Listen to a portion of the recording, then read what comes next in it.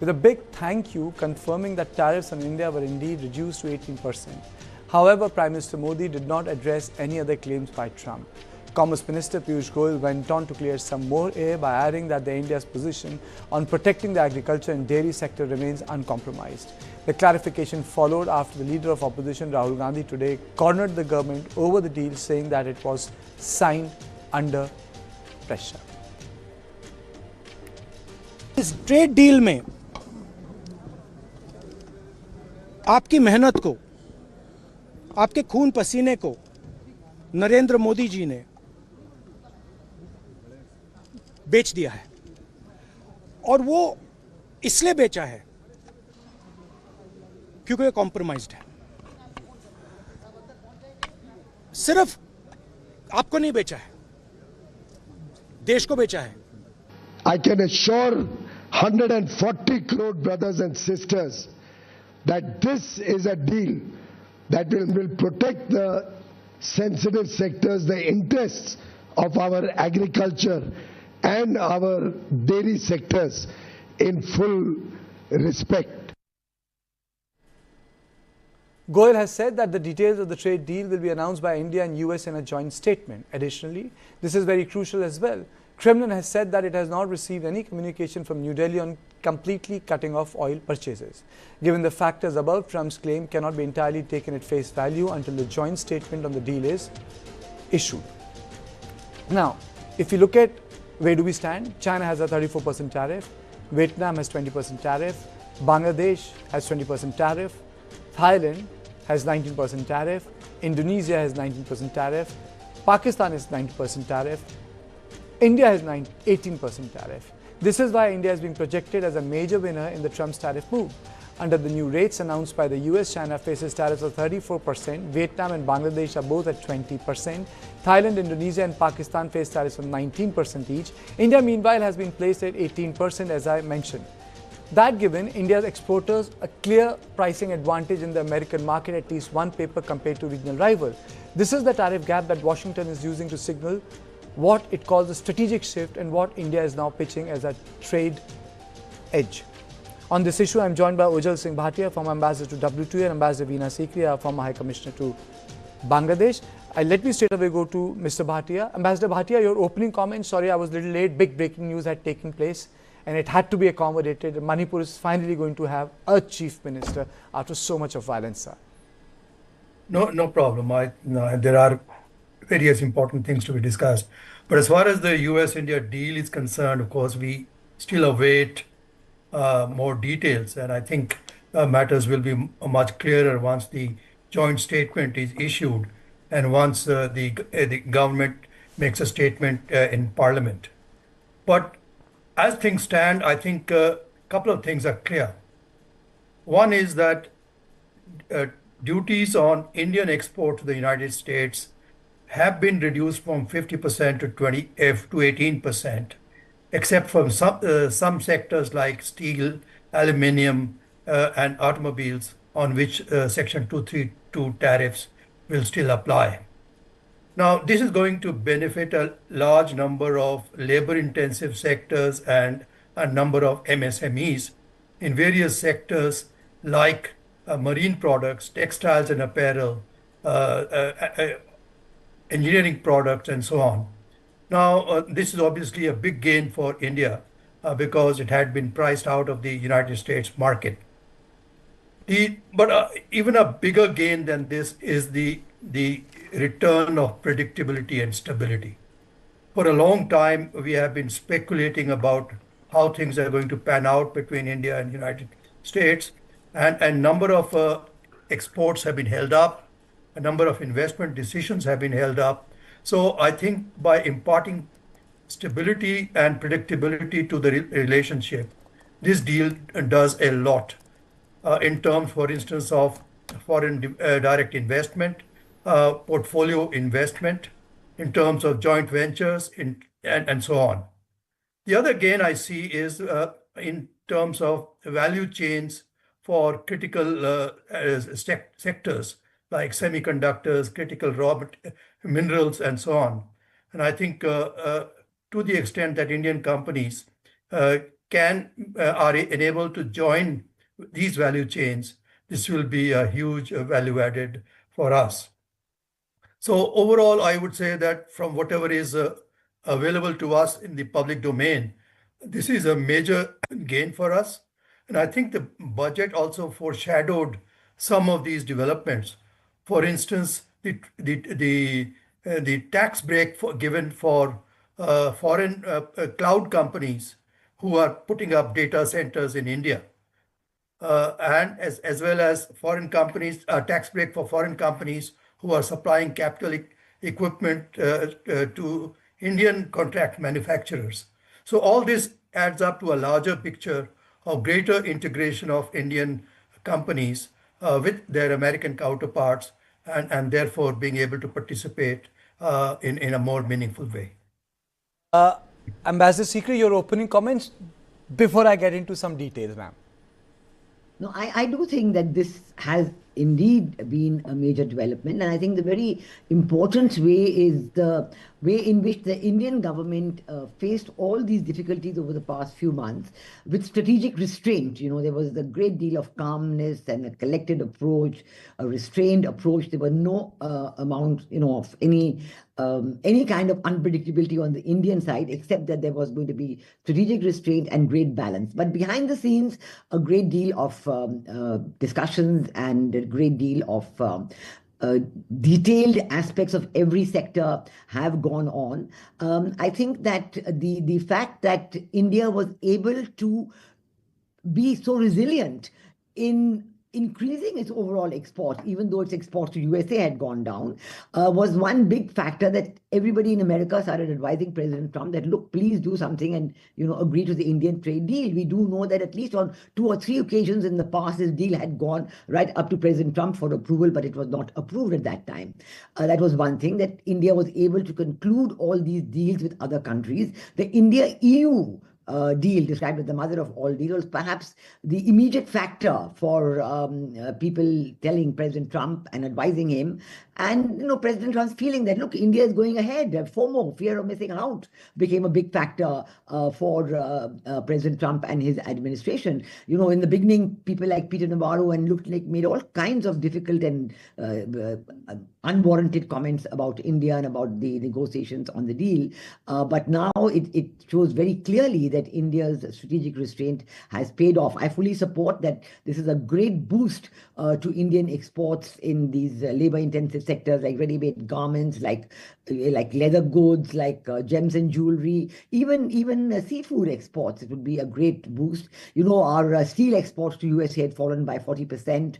I think this should be a revival there. Some of the generic drugs exports had fallen. So there would be a great revival, but this is a great boost, an overall boost once again for Indian exports, because we had already shown a boost despite the fall in exports to the US in the last several quarters. So I think that we should welcome this deal. I think the figure of $500 billion is still a little bit unknown, whether it refers to the $500 billion of the joint statement of a year ago with the target of doubling of India-US trade to $500 billion by 2030, or whether this is a new figure altogether. This will only be known when we are able to read the finer details. But I think we have to all welcome this, because it gives a great deal of stability to what otherwise could have caused difficulties to all the people involved in the labor-intensive sectors of India's exports.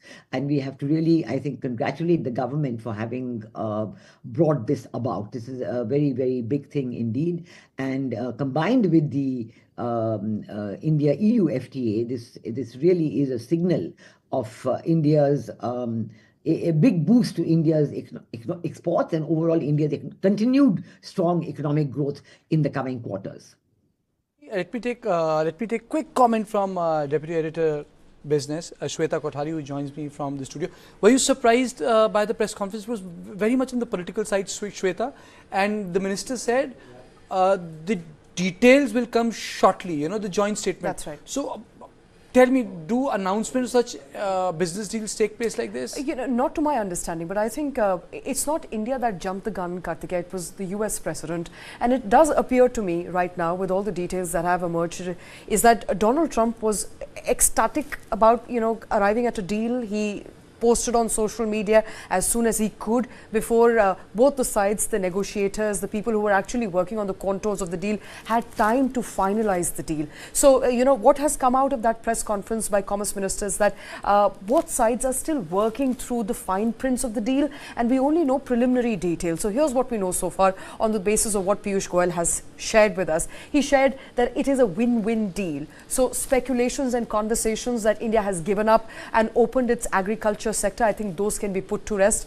because Piyush Goyal is making it clear that our sensitive sectors like dairy, agriculture are protected, will continue to remain protected. Number two, no clarity on Russian oil imports. Now, Donald Trump said, very proudly there that India has committed to bringing down its Russian oil imports. Now, it is, I think, but implied right now that India is silent on it. There is stoic silence. If anything, government sources are telling us that Russian oil imports over the course of 1 year have gone down by themselves, and that's strictly to do with market forces. So at one point, we were importing about 1.7 million barrels per day. Today, it's gone down to about 1.3 to 1.2 million barrels, and that's strictly due to the fact that, you know, Russian oil is not as lucrative as it used to be. So India continues to diversify its supply chains, but that's got to do with India's own economic interest, and we will not allow US or any other country for that matter to dictate our foreign policy or dictate how and where we purchase oil or India's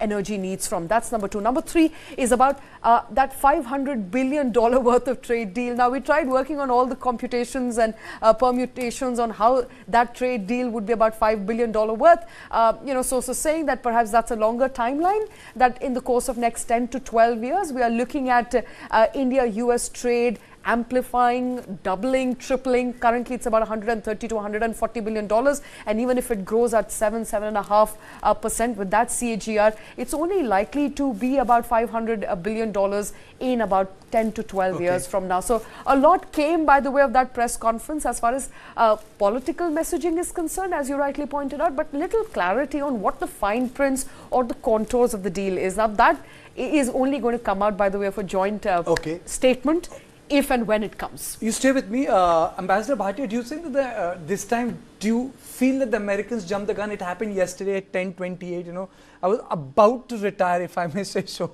And then, every hell broke loose, we were all connected to the studio. And then came number of tweets. That is why those details are being awaited, sir? Well, this is par for the course with President Trump, isn't it? True.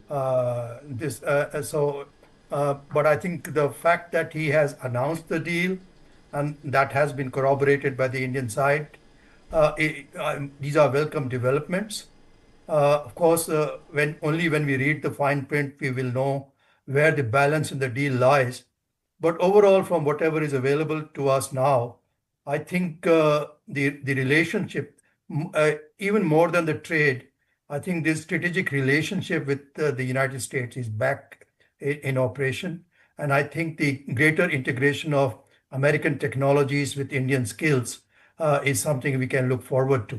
So overall, I would say I'm quite hopeful that this deal will be a very significant development for the Indian economy. And I think Mr. Piyush Goyal has laid to rest the issues of agriculture and dairy. And I think while of course we will still wait for the joint statement, but I think that has assuaged many apprehensions. Ambassador, as far as the one point. Absolutely, sir. Please. As far as the $500 billion is concerned, I think we have seen similar numbers being floated in the deal with the European Union, in the deal with the United Kingdom, in the deal with Japan and Korea. So let's just keep it as an aspirational figure for the time being. Okay. Absolutely. Ambassador Sikri, when the minister said that the joint statement will be issued shortly, what am I supposed to deduce from it? Is it a work in making, or is it just a sort of a process of indexing? How do I break down this statement of the minister, madam, when he says it will be issued shortly? Well, I think the broad contours of the deal have got to be already finalized. There's no doubt about that, because nobody will announce a deal until the broadest possible contours and a lot of the finer points, except for the pure nitty-gritty, the indexing, as you say, the putting it down into a certain order and format, and how to present the deal, which will be the first, second, third, fourth, and 20th paragraph, and so on. All those take time to clean up the negotiations and to put, and then everybody has to check and recheck that actually what you wanted and what you agreed upon is actually what is there in the text, and there should be no mistake of that. So all those things take time in the concluding of a deal. But when President Trump announced it, and then our Prime Minister has responded, obviously, and then then President Trump spoke to our Prime Minister before announcing it. So clearly there was an understanding at the top level to actually announce the deal, which meant that the negotiations had more or less been completed, except for these nitty-gritty and cleaning up that is always takes some time, and we will soon know about the rest. But I think that these factors of I think India's chairmanship of BRICS this year. This is another very important point that has been taken on board by President Trump, and there would have been discussions on this, on what the chairmanship of BRICS would mean, whether there'll be any further moves for a separate BRICS currency, whether the de-dollarization process, the selling of Indian treasuries. You do know that Ambassador Sergio Gore actually called on the Governor of the Reserve Bank of India in Bombay within the first couple of weeks of his arrival here.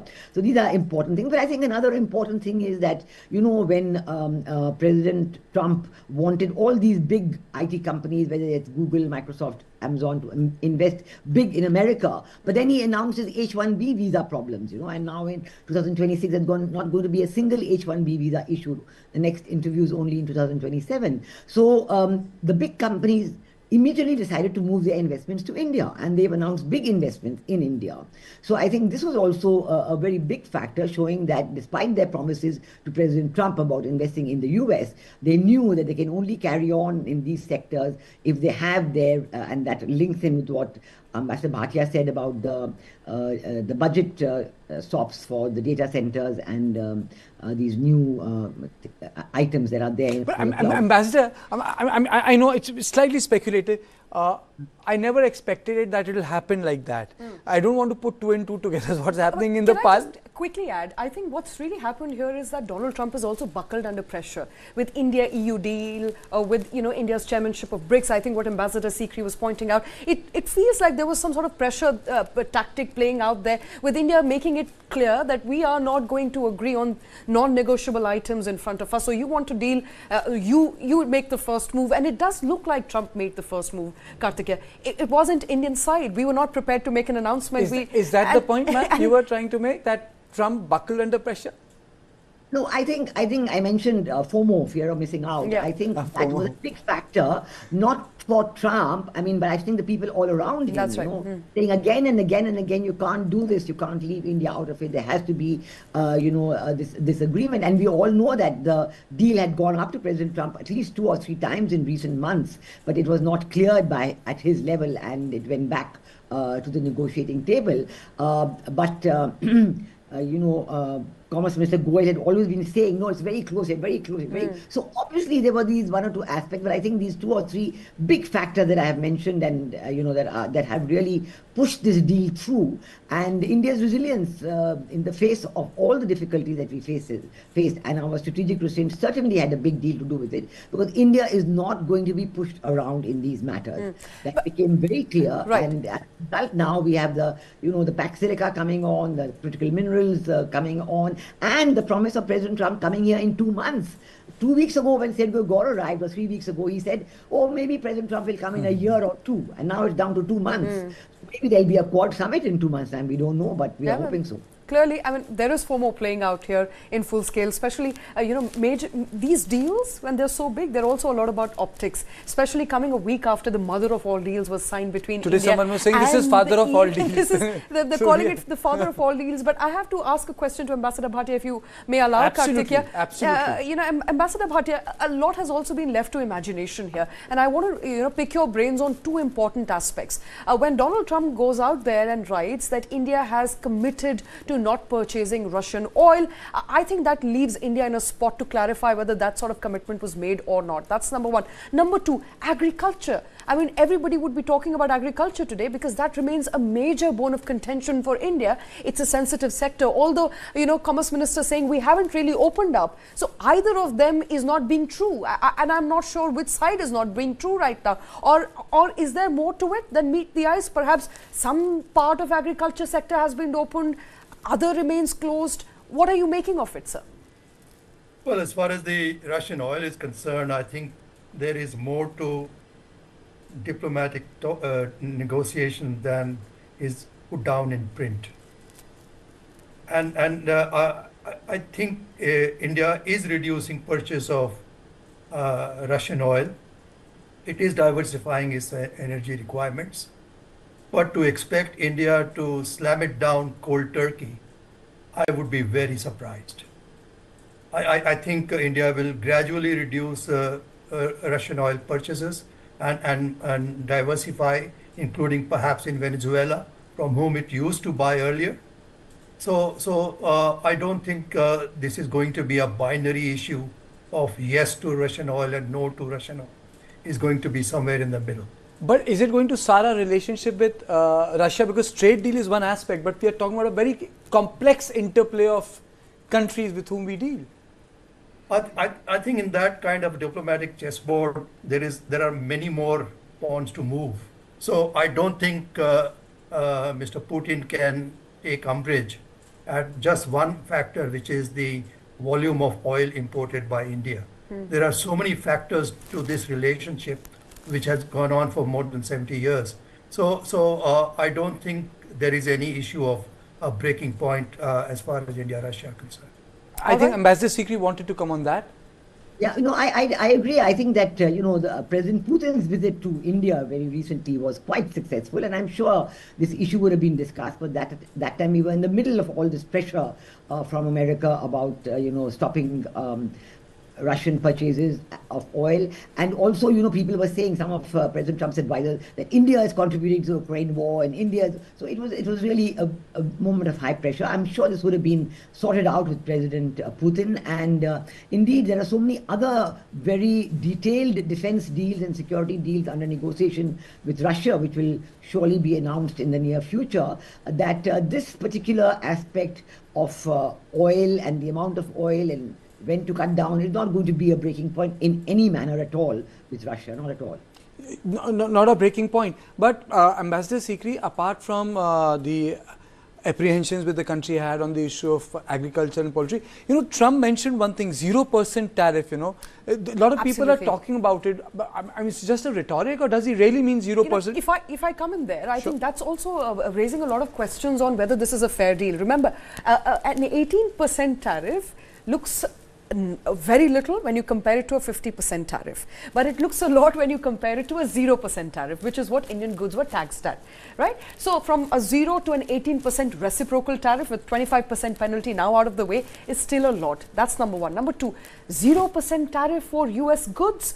I think that's too good to be true. So Ambassador, what's your assessment? Is he talking about goods or is he talking about sectors?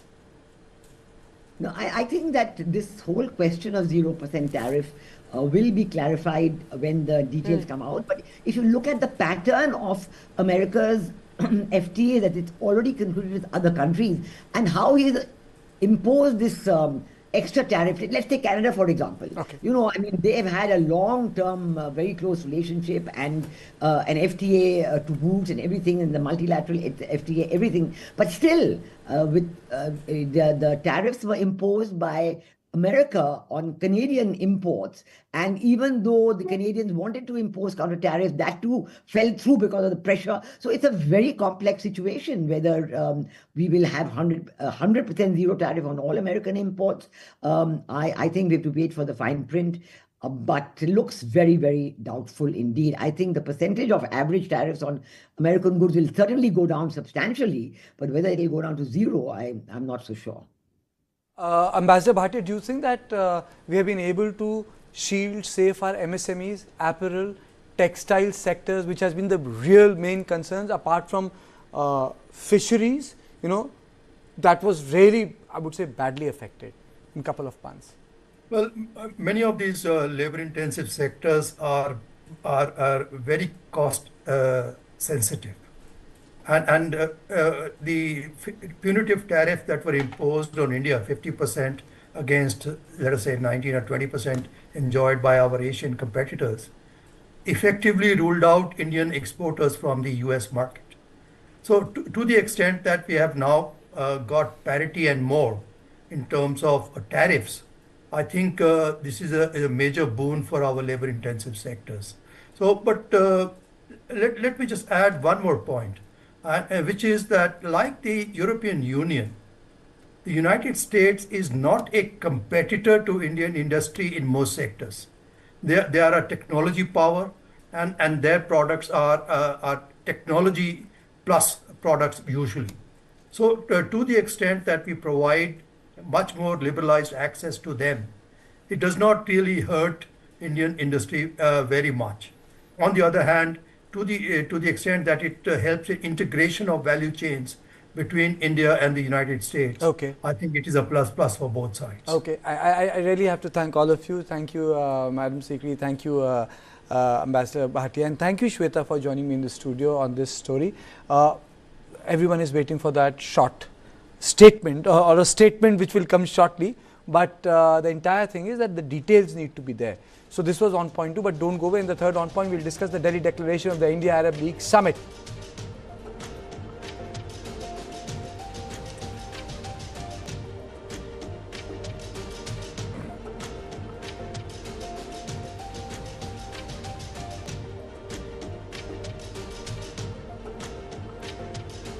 India's latest diplomatic engagement with the Arab world has produced more than just a joint statement. The Delhi declaration, released after the second India-Arab League foreign ministers meeting, offers important clues about how New Delhi is navigating a West Asia divided by conflict and rivalry. The meeting took place at a sensitive moment with rising tensions between Iran and the United States, a widening rift between Saudi Arabia and the United Arab Emirates, and renewed efforts by US President Donald Trump to reshape the Israel-Palestine peace process. India has strategic stakes in all three fault lines. The declaration reaffirms support for the sovereignty, unity and territorial integrity of Sudan, Libya and Somalia. The language is significant because these three countries have become theatres of proxy competition. In Sudan and Libya, the UAE is accused of backing armed groups challenging internationally recognized governments. By endorsing unity and condemning violence against civilians, India aligns itself with the Arab League's official position and signals opposition to the political fragmentation. On Somalia, the statement closes the door on the recognition of Somaliland, reiterating support for Somalia's territorial integrity, despite UAE taking steps towards separate engagement with the breakaway region. On Yemen, India takes a sharper position than in recent years. The declaration explicitly condemns Houthi attacks on shipping in the Red Sea, language India had avoided since the Gaza war began. It also backs Yemen's unity, echoing Saudi Arabia's campaign against UAE's supported Southern Transitional Council in the south.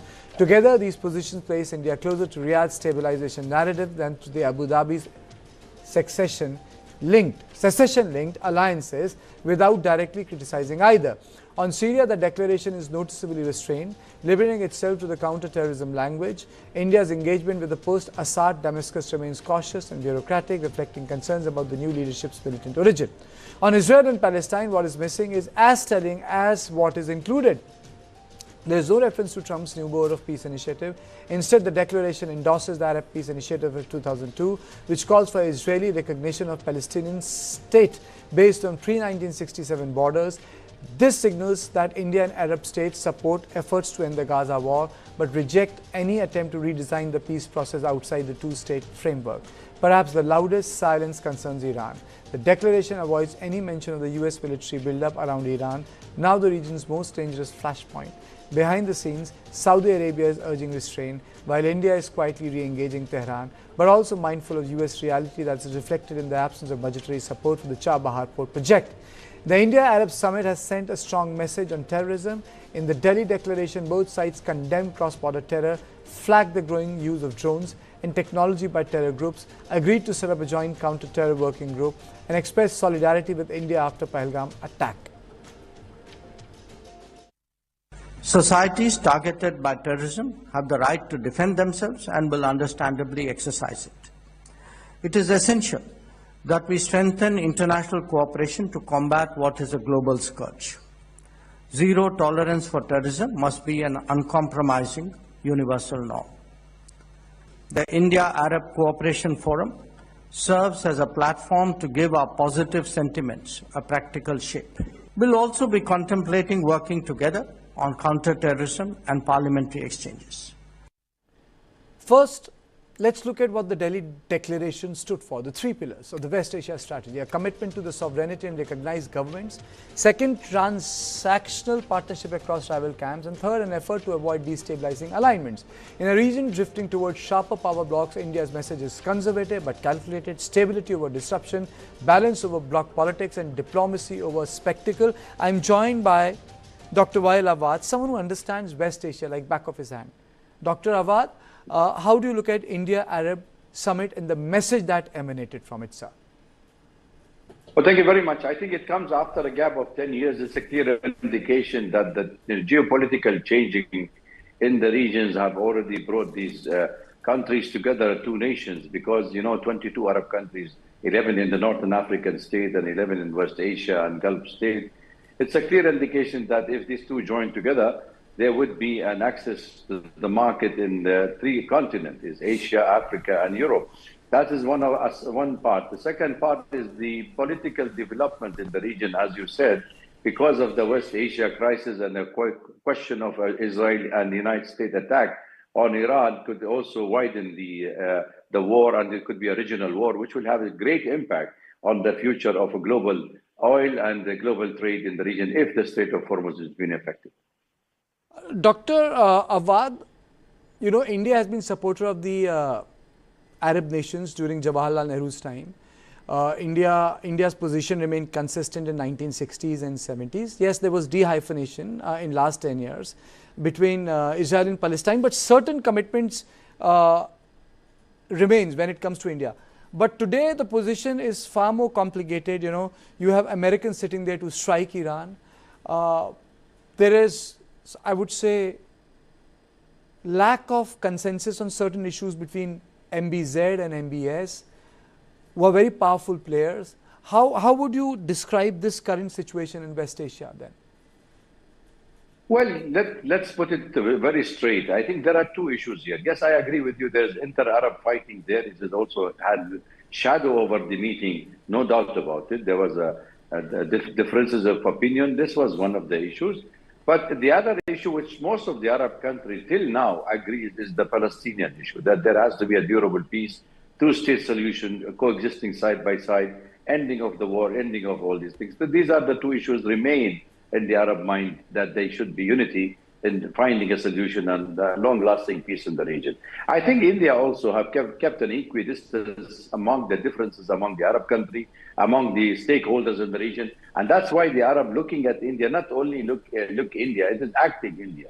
You look at the number of the countries which have given the top award to the Prime Minister during his visit to the GCC or any other country. Secondly, there is also concern that India could be a proactive role if any future deal or any kind of stability required, that India can play a role, because India oil security, food security, diaspora are issues of concern to the Arab world and to India as such. So I think there are lots of commonality between the two sides, and I feel that India position, and India, I must say here, that India was one of the main or the only country among the foreign countries who recognized Palestinian as a state, opened their embassy in Delhi, and that is what also gives you an indication. Despite the hiccup has happened after the normalization with Israel, India retained its relation with the Arab world and maintained that it is supply and to the Palestinian. Though there may be changes of the pragmatic face of Indian foreign policy, but should not be at the cost of the Palestinian. But Dr. Awad, how would you say the position taken by Saudi Arabia, Jordan, Egypt, even UAE, I mean to say, to me, it looks like they pay lip service when it comes to the cause of the Palestine. But, they cut their own deals when it comes to Israel or United States of America, They create pressure, but the pressure is for public consumption. Look what has happened in Gaza in last 2 years. I mean, so all of them just come together and create that sort of a pressure. So, when I say India-Arab Summit message, they are all different players. Well, I agree with you, but remember that nobody, even the United States, could not even enter one bottle of water to the Palestinians. They were hand-soaked with blood with Netanyahu bombing on the Palestinians. None of the Arab countries took a united position, were able to break the ban or the ceiling of Gaza. And that was the objective. That we agree, because the United States is fully supporting Israel in its objective. So having said that, I would not say that they will have abandoned the Palestinian cause. That's what I'm trying to explain to you. And I think that was the difference why the declaration took longer time to understand that no matter what you may think, that the Arab will never, not even a single Arab country, can abandon the Palestinian cause. So therefore, there has to be a durable peace in the region. And they may have succumbed to the pressure. But look, President Trump have created pressure against every country, not only. Let me take this occasion to ask you, you know, why are Arab states so, is it cultural, is it civilization? Why are they so averse to, or very afraid of the Iranian state, the Persian Empire, you know? Why is that? Where does that fear stems from? From the United States and Israel, because it was during the Shah time, it was the watchdog of the American and the British in the region, and you know it very well that it was the Persian Gulf which was looking after the whole of the Arab world. But when they changed their embassy from Israel embassy in Tehran to Palestinian embassy, then the anti-Iranian establishment or anti-Islamic Iran has been changed. And I think there is a change of conception in the American thinking and also in the Israeli thinking that there should be no more political Islam. And that is where Iran followed on that line, and they wanted to dismantle Iranian infrastructure and its ballistic missile. Is not only because because Iran never attacked any Arab country, by the way. For the last 200 years, I don't see anything in history. But because the American taking this agenda wanted to create, you know, a scary scroll that the Arab can always pour the money in the American banks, and they think seeking protection. But we saw that Israel attacked Qatar, which was the custodian of the American. Then where is the American sovereignty or protection of the Arab country? And I think that's why you saw Saudi Arabia is moving toward China, is moving toward Russia, the other countries, because everybody is seeking alliances with other countries because America lost its trust in the region. Yeah, you have a point. You know, last time Arab nations pursued and persuaded America not to strike Iran. Do you think that this will still hold the ground? Because America came very close to attacking Iran this time, and you were there on the show and you said it, you know, America wants to do something like that. But do you think that this time they can again persuade the Americans? Because this time they have actually assembled their forces all around Iran, from Gulf to Jordan. I think, yeah, your question is very important. I think, let me put it directly to you.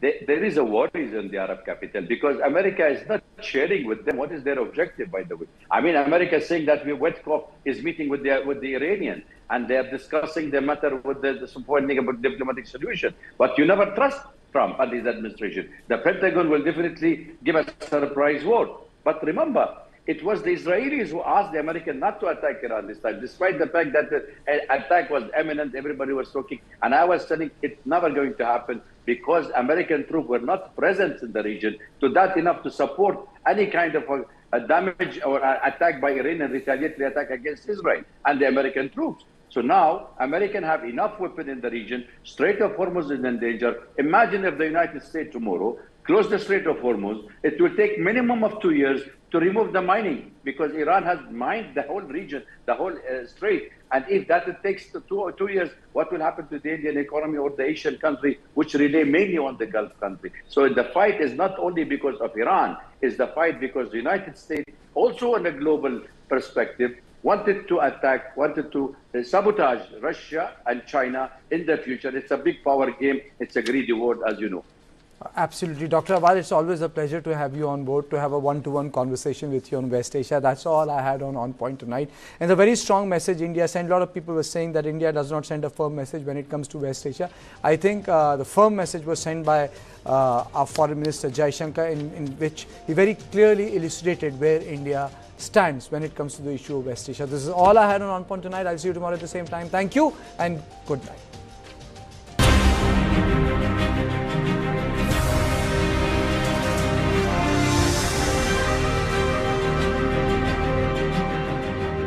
यार सोच रहा हूँ policy बाजार से term life insurance ले लेता हूँ ताकि मेरे बाद फैमिली को पैसों की कमी ना। तू भी ले ले यार, अभी तो यंग है यार, बाद में देखते हैं, आजा चल। पॉलिसी बाजार पर 0 GST के साथ अब 1 करोड़ का टर्म लाइफ इंश्योरेंस सिर्फ 400 रुपए महीने से शुरू।